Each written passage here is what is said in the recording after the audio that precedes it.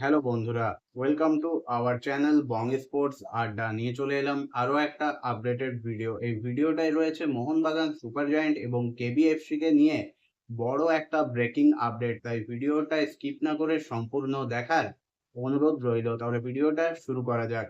গত সিজনে Mohun Bagan super giant যে সমস্ত সিগনেচার করিয়েছিল তার মধ্যে চমকের কিন্তু অভাব ছিল না। সেরকমই একটা চমক কিন্তু ছিল 33 বছর বয়সী আলবেনীয় সুপারস্টার আর্মান্দো সাদিকুর সিগনেচারটা।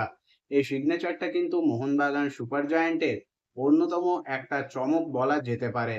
তবে আলবেনীয় এই সুপারস্টার নিজের নামের প্রতি ততটা সুবিচার করতে পারেননি।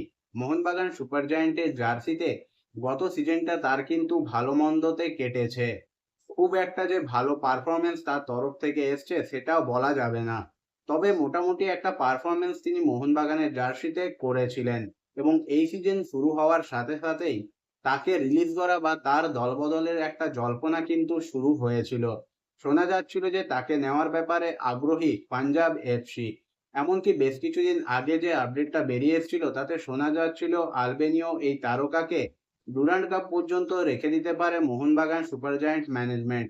ডুরান্ড কাপে পারফরমেন্সের ভিত্তিতেই পরবর্তী সিদ্ধান্ত নিতে পারে মোহনবাগান, এইরকমই আপডেট ছিল। গত সিজন মোহনবাগান সুপার জায়ান্টের জার্সিতে সাদিকু 35টি ম্যাচ খেলে 11খানা গোল এবং একটা অ্যাসিস্ট করেছিলেন। নিজের ক্লাব ক্যারিয়ারে প্রায় 460টার মতো ম্যাচ খেলার অভিজ্ঞতা রয়েছে এই আলবেনীয় সুপারস্টারের, যেখানে নামের পাশে 162খানা গোলও রয়েছে। তবে এবার যে আপডেটটা বেরিয়ে আসছে সেটা কিন্তু এই মুহূর্তের ব্রেকিং একটা আপডেট এবং এই আপডেটটা বেরিয়ে এসছে মোহনবাগান হাবের তরফ থেকে। তাদের তরফে জানানো হয়েছে আলবেনীয় এই তারকাকে নেওয়ার ব্যাপারে কেবিএফসি নাকি আগ্রহী। তারা এই সুপারস্টারের সঙ্গে কিন্তু একবারে অ্যাডভান্স স্টেজে কথাবার্তা চালাচ্ছে এবং পরবর্তী 24 ঘন্টা কিন্তু এই ডিলটার জন্য খুবই গুরুত্বপূর্ণ হতে চলেছে, এইরকমই আপডেট কিন্তু তাদের তরফে বেরিয়ে এসছে। তাছাড়া মার্কাস মার্গোলেসারের একটা টুইট এই জল্পনাকে কিন্তু আরো বাড়িয়ে তুলেছে। তিনি জানিয়েছেন কেবিএফসি একজন ফরেনারকে সিগনেচার করাতে চলেছে এবং তিনি কিন্তু আইএসএল এ এক্সপিরিয়েন্সড একজন ফরেনার এবং তার সাথে তার বর্তমান ক্লাবের কিন্তু কন্ট্রাক্টও রয়েছে এবং সেক্ষেত্রে কিন্তু আর্মান্দো সাদিকুর নামটাই সবার ওপরে কিন্তু উঠে আসছে। অর্থাৎ পাঞ্জাব এফসি কে রেসে হারিয়ে এই মুহূর্তে কেবিএফসি কিন্তু এগিয়ে রয়েছে, এইরকমই আপডেট বেরিয়ে আসছে। তবে তারই পাশাপাশি আরো একটা ইন্টারেস্টিং আপডেট বা রিউমার কিন্তু এক্ষেত্রে জুড়ে গেছে এবং সেটা হলো হর্নিপাম রুইভা। কেবিএফসির এই ডিফেন্ডারকে নাকি সোয়াপ ডেলে নিতে চায় মোহনবাগান সুপার জায়ান্ট ম্যানেজমেন্ট, এইরকমই আপডেট বা জল্পনা এই মুহূর্তে কিন্তু চলছে। যেহেতু আনোয়ার আলীর ব্যাপারটা এখনো কিন্তু বেশ একটা কনফিউজ জায়গায় রয়েছে, তাই মোহনবাগান সুপার জায়ান্ট তার ব্যাকআপ হিসেবে একজন ভালো মানের ডিফেন্ডারকে চাইছে এবং সেটাও কিন্তু একজন ভারতীয় ডিফেন্ডার এবং সেক্ষেত্রে হর্নিপামের মতো একজন ডিফেন্ডার কিন্তু মোহনবাগানের প্রাইম টার্গেট, সে বিষয়ে কোনো সন্দেহ নেই।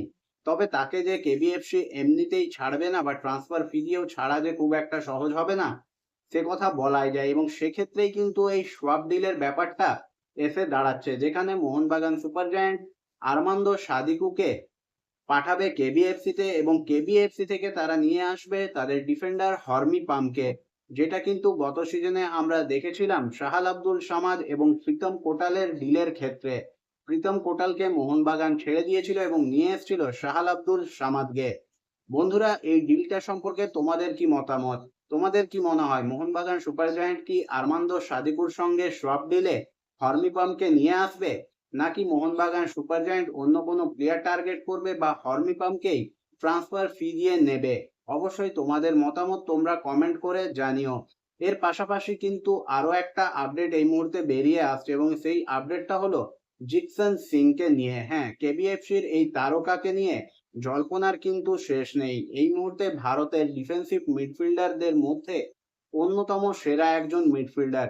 তাছাড়া তার হাইটটাও কিন্তু একটা বিরাট বড় অ্যাডভান্টেজ প্রতিটা টিমের জন্যই এবং এই প্লেয়ারটিকেই নেওয়ার ব্যাপারে নাকি বেশ আগ্রহী ইস্ট বেঙ্গল দল, এইরকমই আপডেট কিন্তু এই মুহূর্তে বেরিয়ে আসছে এবং ইস্ট বেঙ্গল এই রেসে নাকি বেশ খানিকটা এগিয়েও রয়েছে। এখন দেখার ইস্টবেঙ্গল এই ডিলটাকে সত্যিই ডান করতে পারে কি না, এবং মোহনবাগান সুপার জায়ান্ট এবং কেবিএফসির মধ্যে সোয়াপ ডিল হয়, নাকি আর্মান্দো সাদিকুকে মোহনবাগান সুপার জায়ান্ট এমনিতেই কেবিএফসিতে পাঠায়, সেটাও এখন দেখার ব্যাপার। আজকের এই ভিডিওটা এই পর্যন্তই। ভিডিওটা যদি ভালো লেগে থাকে অবশ্যই লাইক, কমেন্ট এবং শেয়ার করে দিও। চ্যানেলটাকে সাবস্ক্রাইব করে নিয়ে নোটিফিকেশন বেল অন করে নিও। দেখা হবে পরের ভিডিওতে।